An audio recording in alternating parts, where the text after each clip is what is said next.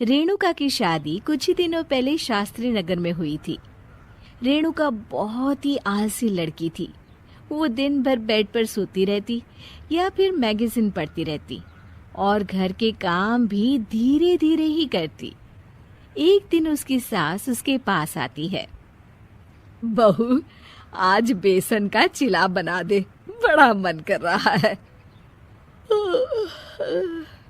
हाँ मम्मी जी, बनाती हूँ थोड़ी देर में। थोड़ी देर में? अरे थोड़ी देर में तो रात के खाने का वक्त हो जाएगा बहू। अच्छा मम्मी जी, तो फिर आप रात का खाना ही खा लीजिएगा ना। हे भगवान, कैसी आलसी बहू मिली है मुझे। हर काम को बस टालती ही रहती है। रेणुका दिन भर बस आलस पना ही करती रहती। एक बार रात के खाने पर सब बैठे हैं तो रेणुका का पति कहता है, अरे ये क्या, आज फिर से करेला? रेणुका, हफ्ते में तीसरी बार ऐसा हुआ है कि करेला बन रहा है। कुछ भी बना लिया करो। अरे इतनी सारी सब्जी मिलती है मार्केट में। हाँ, पर अब कौन मार्केट जाए और सब्जी लेकर आए, इसीलिए जो था घर पर वही बना दिया। बहू, फ्रिज खोल कर देखती तो पता चलता कि सारी सब्जियां रखी होती है। पर तुम्हारा आलसपन खत्म हो तो तुम्हारी नजर जाए ना। विशाल कमरे में आकर रेणुका से पूछता है, रेणुका, मैंने कहा था तुमसे कि मेरे लिए रुमाल ले आना। मेरे सारे रुमाल खराब हो गए हैं। तुम ले आई क्या? आज नहीं गई, कल ले आऊंगी। ओफो, पिछले 4 दिनों से मैं यही सुन रहा हूँ। बिना रुमाल के ऑफिस जाना पड़ रहा है।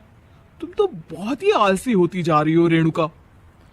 आपको रुमाल की जरूरत है ना, तो खुद ही खरीद लीजिए ना।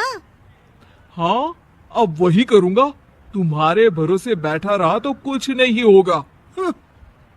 एक दिन दरवाजे पर बेल बज रही होती है और रेणुका सोफे पर बैठी होती है, पर आलस में दरवाजा खोलती ही नहीं।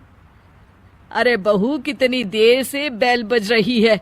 क्या कानों में रुई डालकर बैठी हो जो सुनाई नहीं दे रही बेल? मम्मी जी, अब आप आ ही गई है तो आप ही खोल दीजिए ना दरवाजा। क्यों मुझे ताना मारकर और देर कर रही हैं?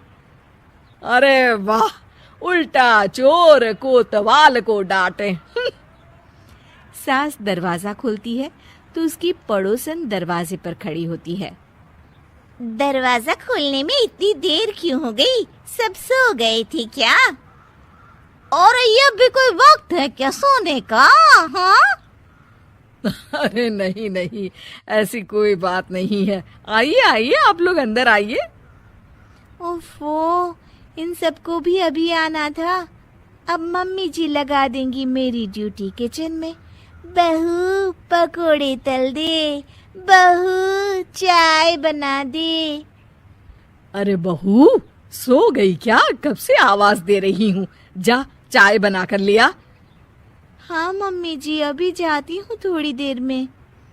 सास रेणुका को आंख दिखाती है। मतलब थोड़ी ही देर लगेगी चाय बनाने में, अभी ले आती हूँ, बस झटपट। रेणुका रसोई में जाती है और इसी आलसीपन में वो चीनी की जगह नमक डाल देती है। जैसे ही सब चाय का घूंट भरते हैं, चाय थूक देते हैं। थू थू थू थू, ये कैसी चाय बनाई है तूने रेणुका? इसमें तो सारा नमक भरा है। हाँ, और ये पकोड़े, इसमें इतनी मिर्च है कि मेरी तो हालत ही खराब हो गई खाकर। और रेणु जी, आपकी खातिरदारी में पहले तो कभी कोई कमी नहीं रहती थी, पर जब से आपकी ये बहू आई है ना, मामला कुछ गड़बड़ा सा गया है। हाँ हाँ, जहाँ आप इतनी एक्टिव है, वहीं आपकी बहू एकदम आलसी, एकदम राम मिलाई जोड़ी लगती है।